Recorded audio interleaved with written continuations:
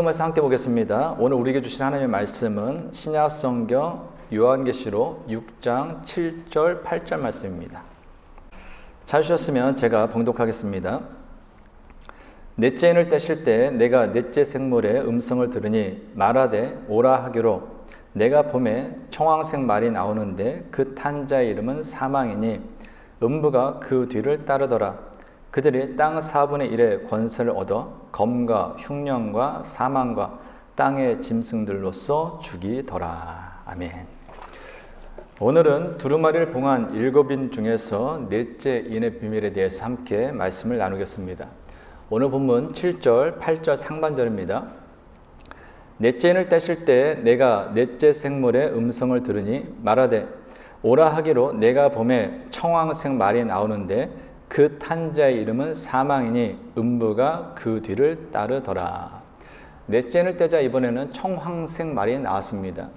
이 청황색은 누르스름한 녹색으로 창백한 모습을 나타내는 색입니다.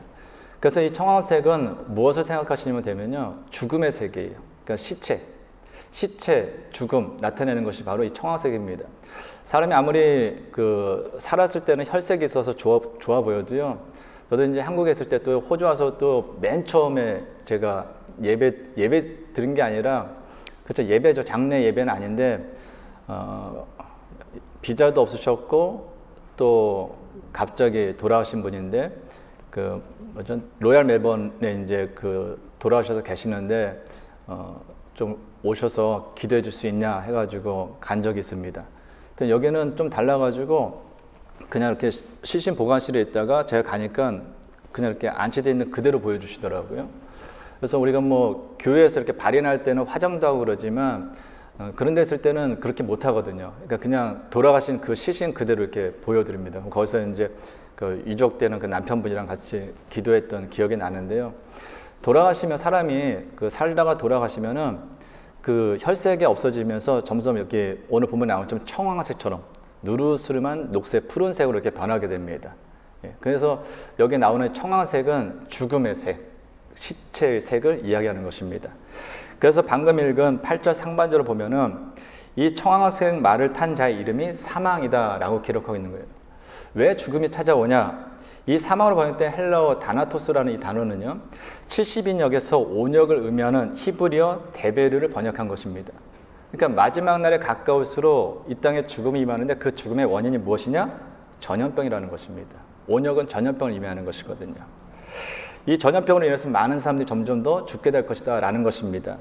그래서 8절 상반절 계속해서 보면은 청황색 말을 탄 자의 이름은 사망인데 그 뒤에 음부가 따른다 라고 기록하고 있습니다. 여기서 음부로 번역된 헬라어 하데스는 죽음, 무덤, 지옥을 의미하는데요. 여기서는 죽는 사람들이 가는 장소를 이야기하는 것입니다. 그러므로 마지막 날에 가까울수록 전염병으로 인해서 더 많은 사람들이 죽음을 맞이하게 될 것이다 라는 것이죠. 하나님께서는 구약 성경에서도 에스겔 선지자를 통해서 이에 대해서 이미 다음같이 말씀하셨습니다. 에스겔 14장 21절입니다. 주 여호와께서 이같이 이르시되 내가 나의 4가지 중한 벌 곧 칼과 기근과 사나운 짐승과 전염병을 예루살렘에 함께 내려 사람과 짐승을 그 중에서 끊으리니 그 해가 더욱 심하지 아니하겠느냐. 예수님께서도 이에 대해서 이미 다음같이 말씀하셨습니다. 누가복음 21장 10절 11절입니다. 또 이르시되 민족이 민족을 나라가 나라를 대적하여 일어나겠고 곳곳에 큰 지진과 기근과 전염병이 있겠고 또 무서운 일과 하늘로부터 큰 징조들이 있으리라. 그러니까 마지막 날에 가까울수록 인류에게 내릴 가장 무서운 재앙은 사실 전염병이다라는 것입니다. 인류 역사에서 치명타를 가한 전염병에는요, 장티푸스, 콜레라, 패스 등이 있습니다. 최근에는 에이즈, 에볼라, 사스, 메르스, 또 현재 진행 중인 코로나19 등이 있죠.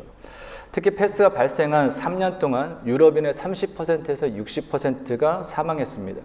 절정기인 1346년부터 1353년에는 그 당시 세계 인구가 5억 명이었는데 그 중에서 유라시아 대륙에서만 2억 명의 사람들이 죽음을 당하였습니다. 현재도 계속해서 진행 중인 이 코로나19로 인한 사망자 수는 각국 정부의 공식 집계를 통계로 보면은 약 600만 명이 사망을 했다고 합니다. 그런데 지난 3월 10일 날 국제의학저널 랜시에 발표된 미국 워싱턴대 보건특정평가연구소의 보고에 보면은 공식 통계에 집계되지 않은 사망자 수까지 포함하면 대략 3배가 넘는다. 그래서 1,800만 명 정도가 사망했다라는 것으로 지금 그 보고를 하고 있습니다.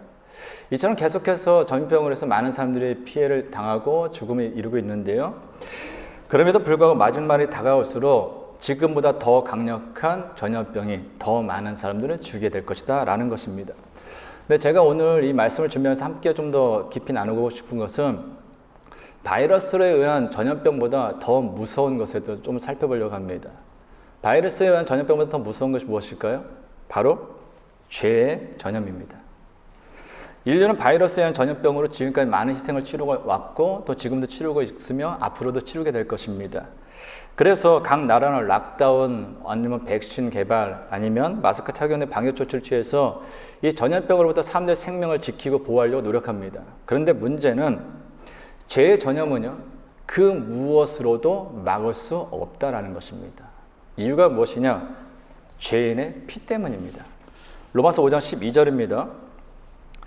그러므로 한 사람으로 말미암아 죄가 세상에 들어오고 죄로 말미암아 사망이 들어왔느니 이와 같이 모든 사람이 죄를 지었으므로 사망이 모든 사람에게 이르렀느니라. 여기서 한 사람은 인류의 첫 번째 사람인 아담을 가리킵니다. 첫 번째 사람 아담은 원래 죄가 없는 사람이었습니다. 그러나 하나님의 명령을 어기고 선악을 알게 하는 나무의 열매를 따먹음으로 죄를 지어 그 피가 죄로 오염되게 된 거예요. 그 결과 우리의 의지와 상관없이 우리는 죄로 오염된 그 아담에게서 태어나기 때문에, 아담 후예로 태어나기 때문에 우리 모두는 죄인으로 태어나고 죄인으로 살다가 죄인으로 죽을 수밖에 없다라는 것입니다. 이렇게 말씀드리면 어떤 분들은 이런 의문을 가질 수 있을 거예요. 이거 너무한 거 아니냐. 내가 아담이 살았을 때 내가 태어나서 살았던 것도 아니고 내가 에덴 동산에서 아담과 같이 하나님의 선악과 알지 못한 선악과를 따먹은 것도 아닌데 왜 내가 아담과 동일한 죄인이 되어야 되냐? 이거 비합리적이고 공의롭지도 않고 불공평한 거 아니냐라고 이야기할 수 있습니다. 한편으로는 맞는 것 같아요. 내가 선악과 안 먹은 거거든요. 내가 그때 태어나지도 않았거든요. 근데 이에 대해서 성경은 다음과 같이 말씀합니다. 로마서 5장 14절입니다. 그러나 아담으로부터 모세까지 아담의 범죄와 같은 죄를 짓지 아니한 자들까지도 사망이 왕노릇하였나니 아담은 오실자의 모형이라. 이 구절 보면 성경이 범죄와 죄를 구별해서 사용하고 있는 것을 보게 됩니다. 범죄는 행위를 통해서 겉으로 드러난 행위입니다. 행위는.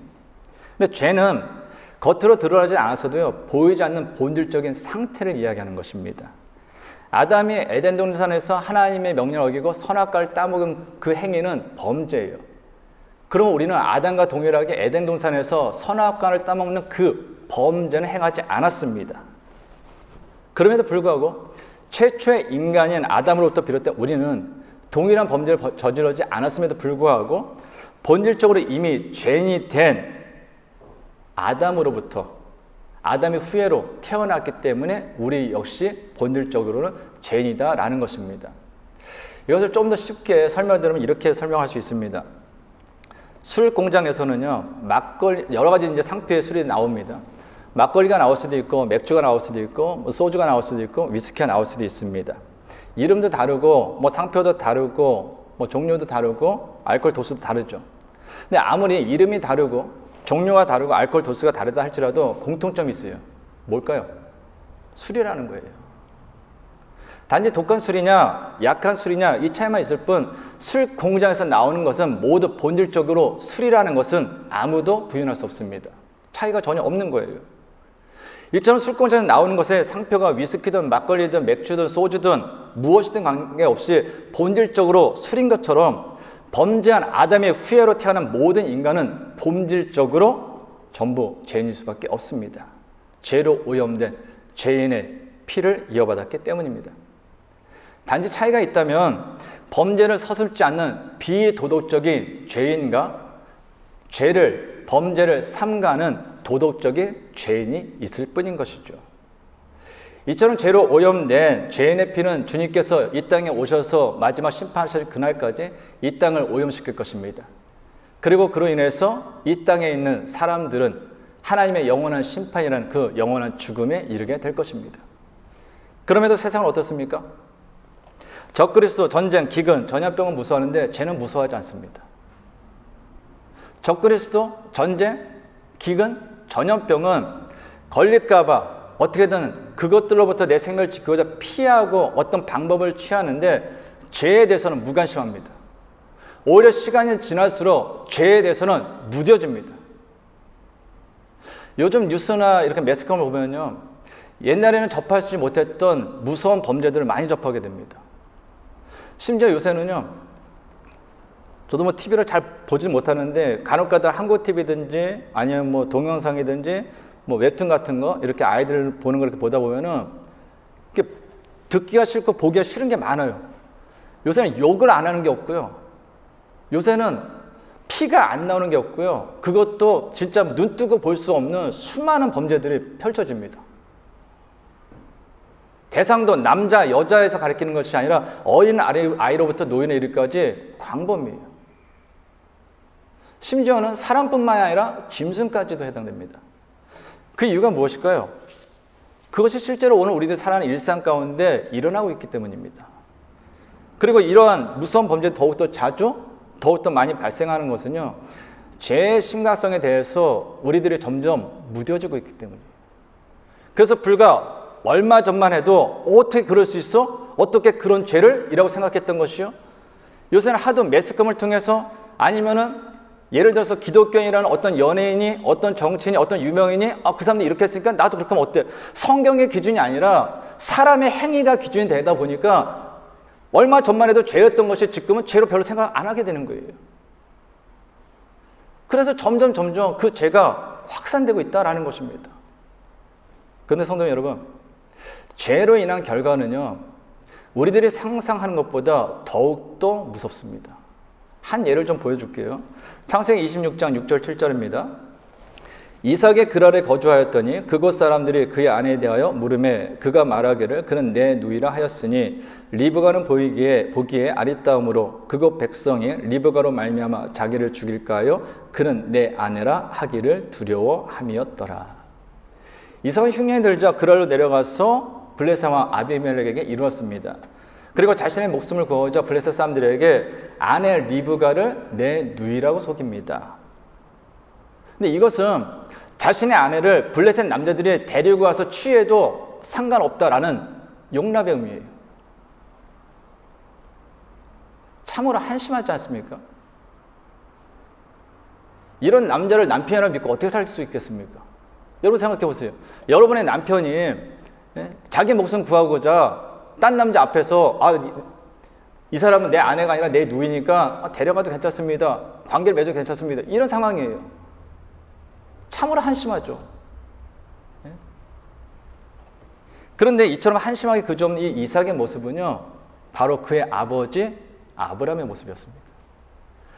아브라함은 75세 때 하나님의 부르심을 받아 가나안으로 갑니다. 근데 가나안의 기근이 일자 이 아브라함은 가나안을 떠나서 애굽으로 가요. 근데 애굽에서 자기 아내가 이쁘니까 애굽 바로 앞에서, 애굽 사람들 앞에서 내 아내가 아니라 내 누이라고 이야기합니다. 결국 그로 인해서 그 아내 사라 애굽의 바로가 데려갑니다. 창세기 12장 11절 13절입니다. 그가 애굽에 가까이 이르렀을 때 그의 아내 사라에게 말하되 내가 알기에 그대는 아리따운 여인이라. 애굽 사람이 그대를 볼 때 이르기를 이는 그의 아내라 하여 나는 죽이고 그대는 살리리니 원하건대 그대는 나의 누이라 하라. 그러면 내가 그대로 말미암아 안전하고 내 목숨이 그대로 말미암아 보존되리라 하리라. 근데 이게 한 번도 아니에요. 창세기 20장에 보면은 또다시 이 아브라함이 그랄로 이주합니다. 근데 그곳에서도 자기 목숨을 구하고자 아내 사라를 누이라고 속입니다. 이로 인해서 그랄 왕 아비멜렉에게 사라를 데려가요. 창세기 20장 1절 2절입니다. 아브라함이 거기서 네게브 땅으로 옮겨가 가데스와 술 사이의 그랄에 거류하며 그의 아내 사라를 자기 누이라 하였으므로 그랄 왕 아비멜렉이 사람을 보내어 사라를 데려갔더니, 자기의 목숨을 구하고자 자기 아내 리브가를 내 누이라고 속이는 이삭의 모습은 아버지 아브라함의 모습이었습니다. 아버지 아브라함이 자신의 목숨을 구하고자 아내 사라를 내 누이라 속인 것은 아시는 것처럼 이삭이 태어나기 훨씬 오래전, 적어도 수십 년 전, 25년 전 일입니다. 그러므로 아버지 아브라함과 엄마 사라가 이 일에 대해서 이삭에게 이야기하지 않으면 이삭은 알 수가 없는 거예요. 그리고 당연히 뭐 대단한 일이라고 자신의 치부를 아버지 아브라함이 아들 이삭에게 이야기하겠습니까?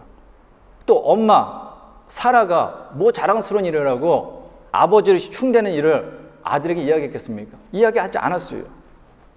근데 놀라운 것은 동일한 상황에 처해지자 이 아들 이삭이 마치 눈으로 보고 배운 것처럼 아버지 이삭이 자기 아내를 누이라고 속였던 것처럼 동일하게 자신 목숨을 구하고자 아내 리브가를 내 누이라고 속이고 있다라는 것입니다. 근데 이 일이요, 아들 이삭에게서 그치지 않습니다. 창세기 27장 35절입니다. 이삭이 이르되 내 아우가 와서 속여 내 복을 빼앗았도다. 여기서 내 아우는 에서의 동생, 즉 이삭의 둘째 아들 야곱을 가리킵니다. 야곱이 마치 자신이 형 에서인 것처럼 아버지를 속여서 형 에서가 받을 축복을 빼앗은 거예요. 아버지 이삭이 지금 아들 야곱에게 속았다라는 것입니다.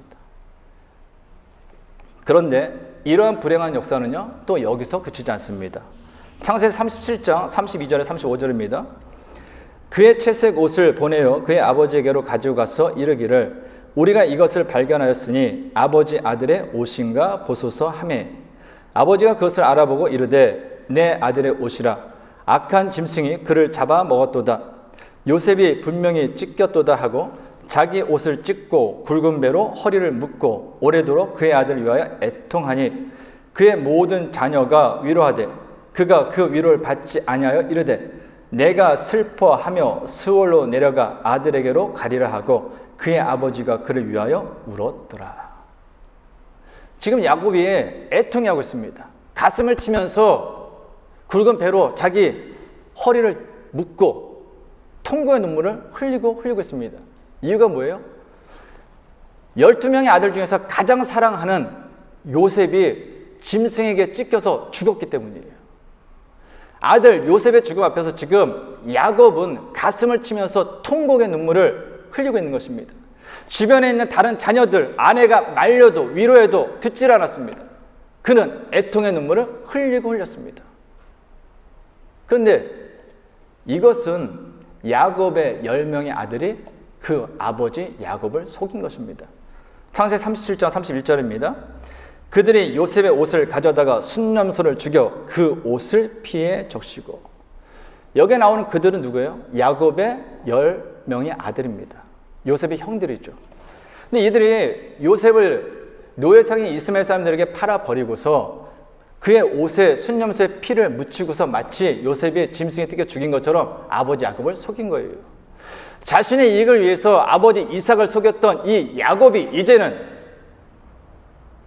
그의 아들 10명에 의해서 속아서 통곡의 눈물을 흘리고 있다라는 것입니다. 더구나 더 무서운 것이 무엇인지 아십니까? 이 10명의 아들은 아버지 야곱이 할아버지 이삭을 속일 때 무엇을 사용했는지 알지 못했어요. 그런데 동일한 방법을 속였습니다. 창세기 27장 9절입니다. 염소떼에 가서 거기서 좋은 염소 새끼 2마리를 내게로 가져오면 내가 그것으로 내 아버지 위하여 그가 즐기는 별미를 만들리니. 아들 야곱이 아버지 이삭을 속일 때 사용한 방법이 무엇입니까? 염소예요. 그런데 야곱의 10명의 아들들이 아버지 야곱을 속일 때 무엇을 사용했습니까? 염소를 사용했습니다. 참으로 소름 돋지 않습니까? 아브라함에게서 비롯된 그 거짓말이요, 아들 이삭에게로, 그리고 그 아들 이삭의 아들 야곱에게로, 그리고 야곱의 아들 10명에게로 이어지는 것입니다. 심지어 방법도 동일하였습니다. 그리고 그로 인해서 결국 땅을 치며 가슴을 치며 애통하는 것은 그 자신이었으며 나아가 그의 가장 사랑하는 후손이었다라는 것입니다. 콩 심은 데 콩 나고 팥 심은 데 팥 나는 것입니다. 콩 심은 데서 팥이 날 수는 없어요. 그래서 성경의 진리, 하나님께서 이 세상을 이끌어가는 가장 기본적인 원칙은요, 심은 대로 거두는 것입니다. 죄를 심으면 그로 인해서 죄의 열매를 맺을 수밖에 없어요.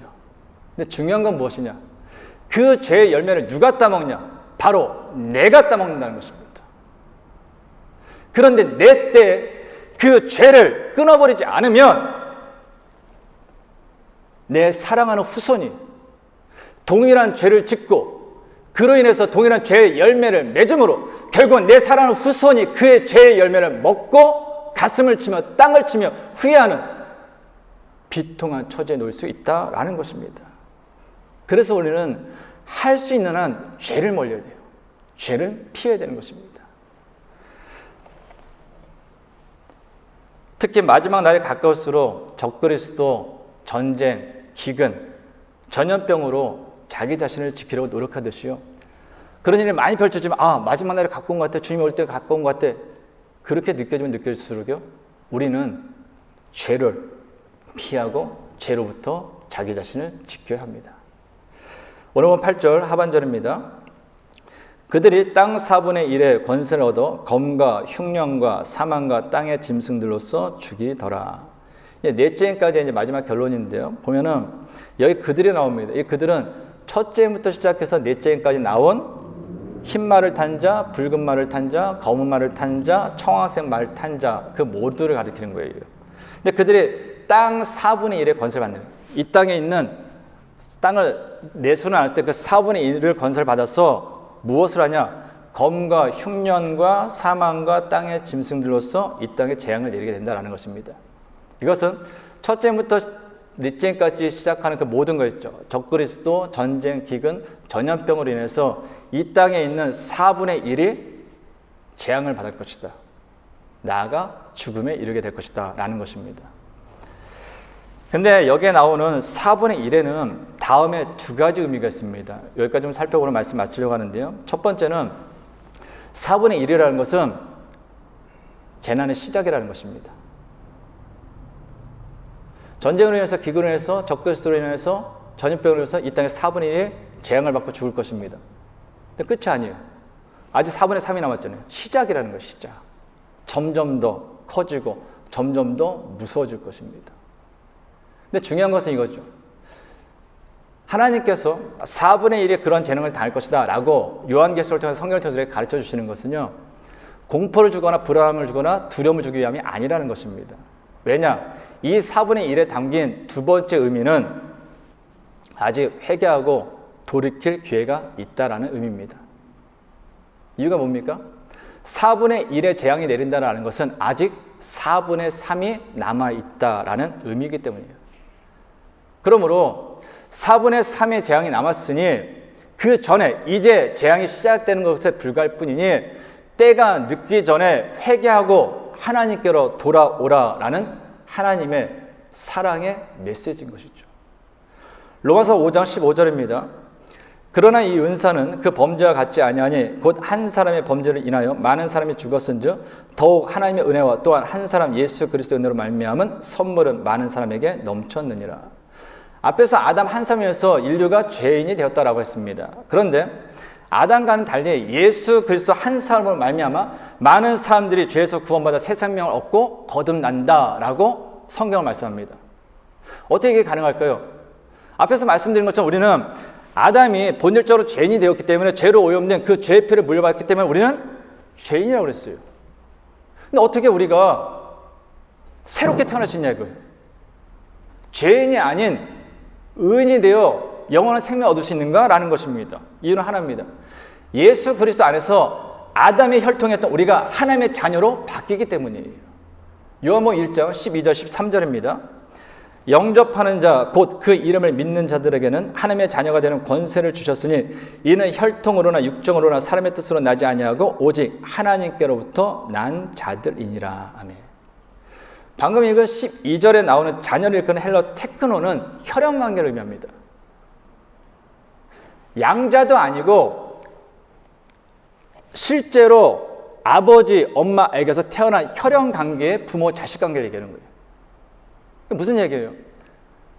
우리가 하나님과 혈연관계가 된다는 겁니다. 근데 이게 어떻게 가능하죠? 분명히 우리는 죄인의 피를 가지고 있는 죄인인데요. 이것이 가능한 것은 단 하나입니다. 우리의 피로는 불가능한데 우리 위해 피 흘려 주신 그 예수 그리스도의 보혈로 가능하다라는 거예요. 우리가 죄로 물든 죄인의 피를 타고났다 할지라도 예수 그리스도 안에 있으면, 예수 그리스도를 믿으면, 예수 그리스도를 영접하면 그분의 보혈의 피로 인하여서 우리는 하나님과의 관계가 혈연 관계로 바뀐다라는 것입니다. 그래서 죄인이 아닌 의인이 되어 영원한 죽음이 아닌 영원한 생명을 얻어 영원한 심판이 아닌 영원한 구원으로 하나님 나라에서 하나님과 영원토록 살게 되는 거예요. 그런데 이것은 오직 예수 그리스도를 믿을 때만 가능합니다. 그래서 하나님께서는 이 요한계시를 통하여서 일곱인, 일곱 대접, 일곱 나팔 등의 이 땅에 임할 많은 마지막 날이 가까우는 그 수많은 재앙들을 보여주신 이유는 그러니 더 늦기 전에 회개하고 돌아와라. 이 메시지입니다. 그래서 요한계시록은 우리에게 소망인 거예요. 창세기부터 요한계시록에 있는 모든 말씀은요, 우리의 죄를 지적합니다. 그 죄에 대한 결과도 이야기합니다.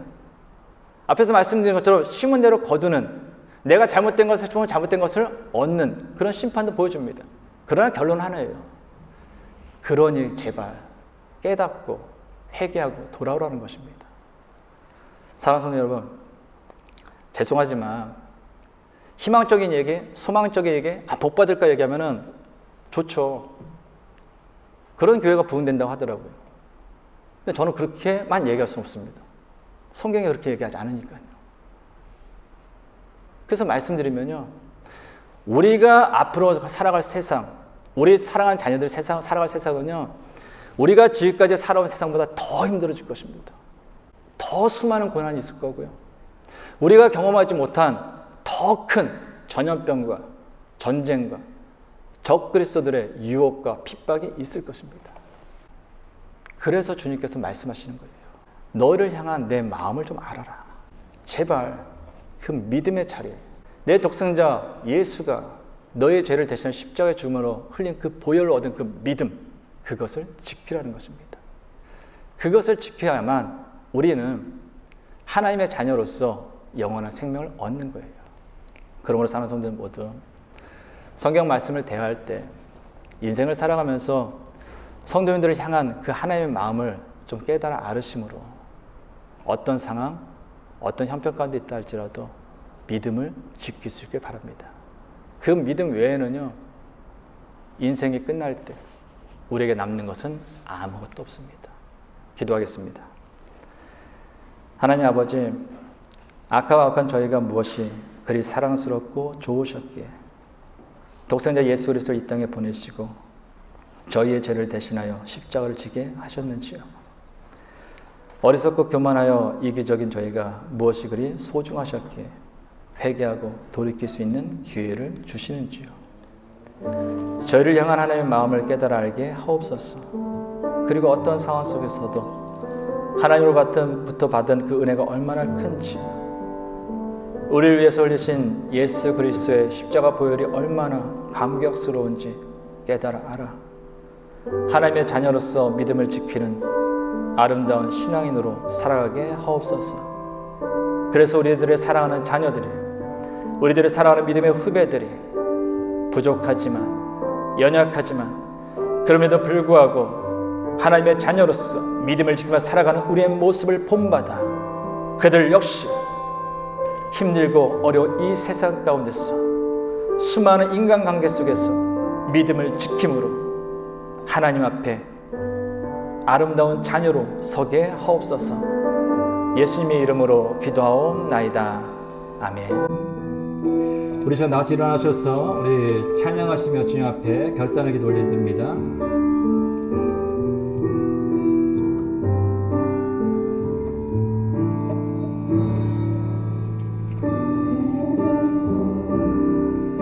나를 떠나 돌아섰지만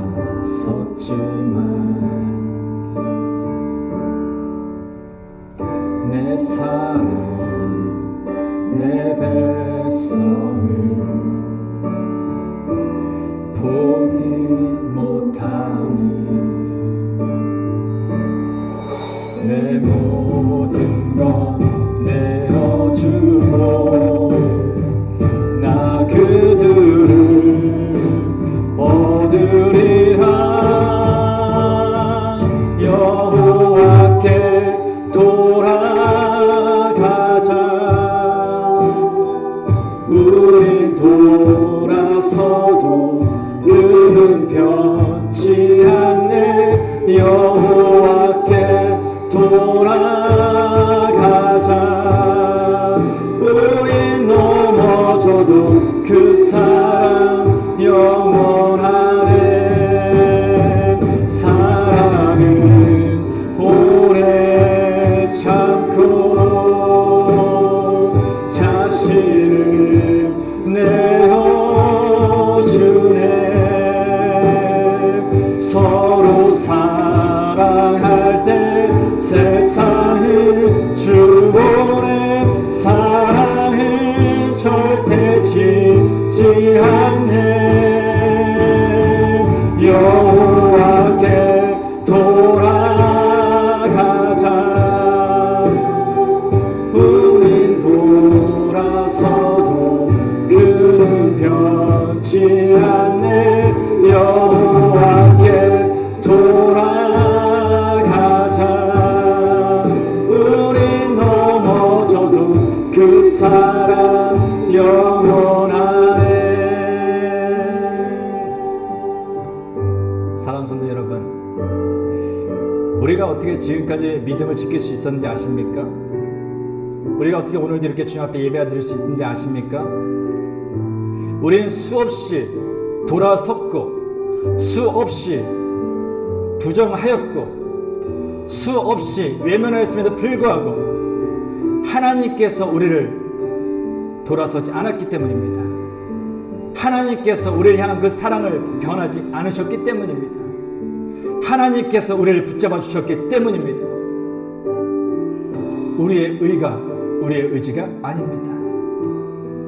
그러므로 사랑하는 성도 여러분, 끝까지 붙잡아 주신 그 하나님 믿고 의지함으로 어떤 상황 가운데서 믿음을 지키는 신앙으로서 우리는 살아야 할 것입니다. 그것만이 하나님의 기쁨이 될 것이며 그것만이 나중에 주님 앞에 가장 큰 자랑이 될 것입니다. 이 시간 기도할 때 주여 어떤 상황 가운데서 믿음을 지켜야 주옵소서. 어떤 상황 가운데서 예배하는 저희가 되게 해주옵소서. 어떤 가운데서 주님을 영광하는 저희가 되게 해주옵소서. 같이 주 앞에 기도하겠습니다. 사랑하는 영으로 감사드립니다. 우리 수없이 주님께로 돌아서고 주 앞에 배신하고 주 앞에 마음의 실망을 줬고 주님의 사랑을 돌아섰음에도 불구하고 하나님께서 우리의 마음을 변하지 않으시므로 하나님께서 우리를 돌아서지 않으므로 이렇게 주 앞에 믿음을 지키게 해주옵소서. 주 앞에 임에 되게 해주옵소서. 주 앞에 기도하게 해주옵소서. 정말 감사드립니다. 마지막 때를 우리가 살아가게 해주옵소서. 마지막 때를 주 앞에 하게 해주옵소서. 마지막 때를 믿음으로 살아갈 수 있게 되게 해주옵소서. 정말 감사드립니다. 하나님 저 마지막에 남자는 결국 믿음을 것입니다. 그럼 하나님 우리가 인생을 살 때 어떤 사업까지 있다 믿음을 지키게 되게 해주옵소서. 그 믿음을 지키고 믿음 안에서 살아가므로 하나님의 믿음의 영광을 우리에게 해주옵소서. 믿음을 우리의 삶을 믿게 해주옵소서. 우리에게 믿음을 통해서 이 때에 지체는 마을의 삶들 여러 감사합니다. 주님에게 해주옵소서. 그들에게 주님께 돌아오게 해주옵소서. 그들 역시 우리와 함께 이 땅에 다시 우리에게 주님 안에서 영광의 눈을 맞이하시는 그들에게 해주옵소서. 그런 사람이시여 우리를 사랑하는 삶의 내가 우리 힘들고 어렵다 할지라도 때로는 힘들고 외롭다 할지라도 때로는 괴롭고 눈물이 흘린다 할지라도 그 믿음으로 승리하게 해주옵소서. 그 믿음으로 결국에는 붙잡아 주신 그 하나님 안에서 서로 붙잡게 해주시오. 하나님의 영광의 자녀로서 살아가시는 우리 모두가 될 수 있도록 주여 인도하여 주셔서 그 사랑을 사신 내가 됐습니다. 우리 간절합니다. 우리 사랑 성도 중에 기억해 주시는 삶 가운데 코로나와 여러 가지 어려움이 있습니다. 그러나 그런 에서들이 쓰러지지 않도록 주시오. 결국에는 붙잡아 승리하신 그 하나님의 승리하신 모든 이제는 우리 주 예수 그리스도의 은혜와 하나님의 크신 사랑과 성령님의 교통하심이 우리를 우리보다 더 사랑하시며 우리를 우리보다 더 소중하게 여기시는 하나님의 마음을 깨달아 어떤 상황 속에서도 하나님의 자녀로서 믿음을 지키는 아름다운 신앙인들이 되길 원하는 모든 성도들과 가정과 세워주신 기업과 또한 코로나 확진으로 인해서 힘든 시간을 보내고 있는 모든 가정들 위해 이제부터 영원까지 함께 하시기를 간절히 축원하옵나이다. 아멘.